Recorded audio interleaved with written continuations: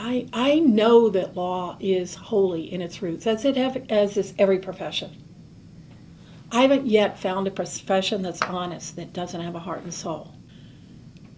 But law, I see, is really a calling to help create and restore justice.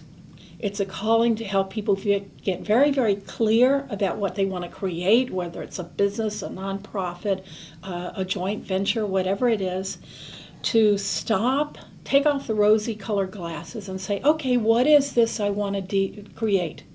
What is needed to make this work well? What could go wrong so I can, build in clarity, so I can build in procedures to give it the best shot of doing it?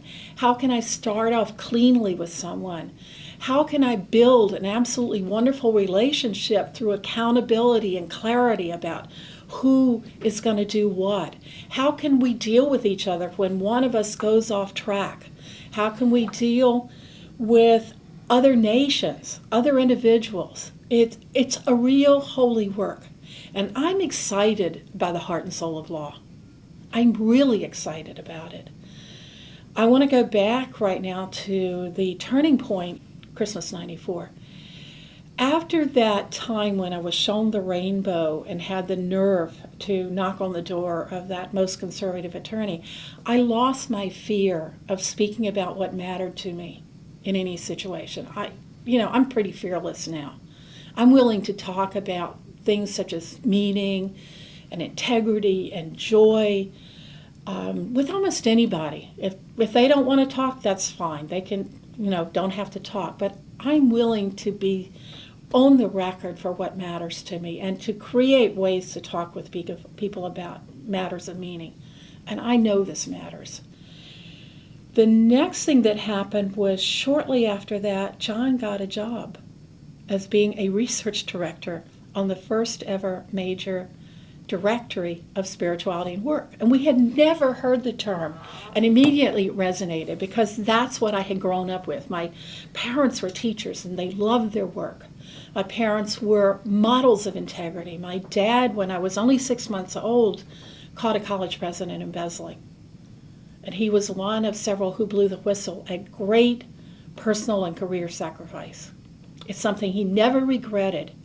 And as it took many decades to really deal with all of that whistleblowing, the only thing that he was left with was, in terms of pain, was he always said, I wish someone had gone up to the college president and said, no, Dr. Meadows, you can't do this.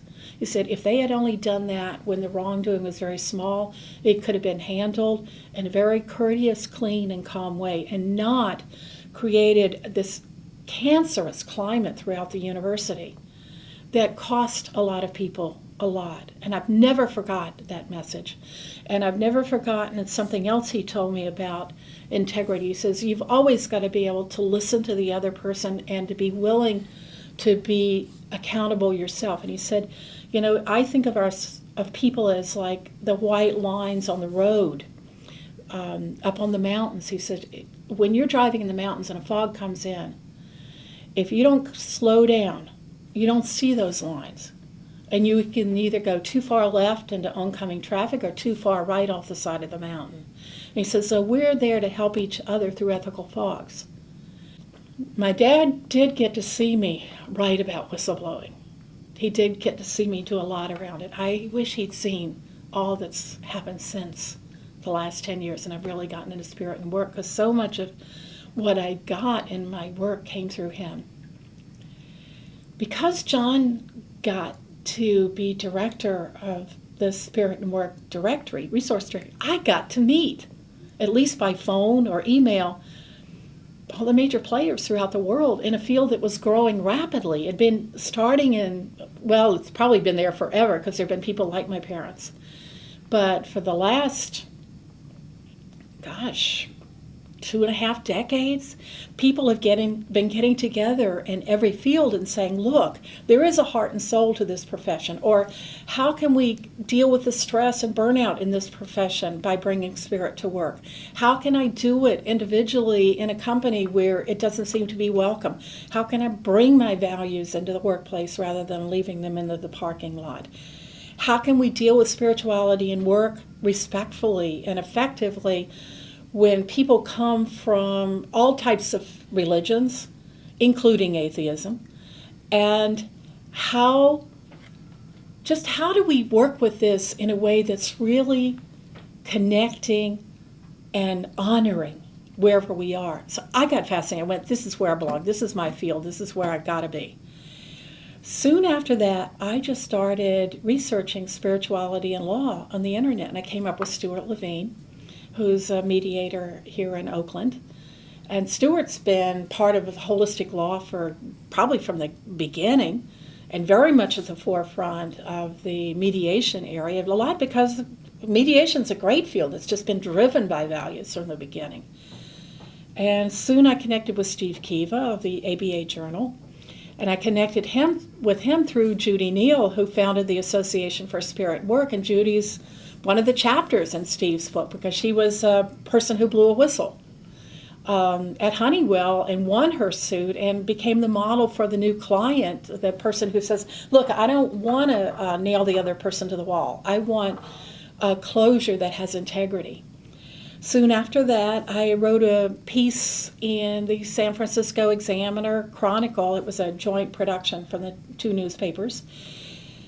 They had a column called Viewpoint where anyone could write. I did. I wrote about spirituality and work. It got a lot of good response. I pitched the editor about doing a column. It ran for 2 years. One of them was, of course, about law. So I did the column aimed to come when Steve Kiva's book on transforming practices was coming out. So I started searching around for other attorneys, because Steve's not an attorney. I started searching for attorneys who could speak openly about spirituality and law. One of the first I was led to was Gary Gwilliam of Oakland, who has been speaking openly about spirit and law for many years. And as he told me then, we've usually been doing it under the guise of stress release, which is the open door. And actually, stress release is the open door for talking about spirit and work in most any field. We could go talk about spirit work all day, but there's many pitfalls and challenges and opportunities, and that's a whole nother subject. So I was really touched by Gary, who was once a gang member in high school, was a really heavy drinker until he turned that life around several decades ago. And I said, boy, if I ever get a chance to work for that firm, I'd love to. Well, I've gotten it.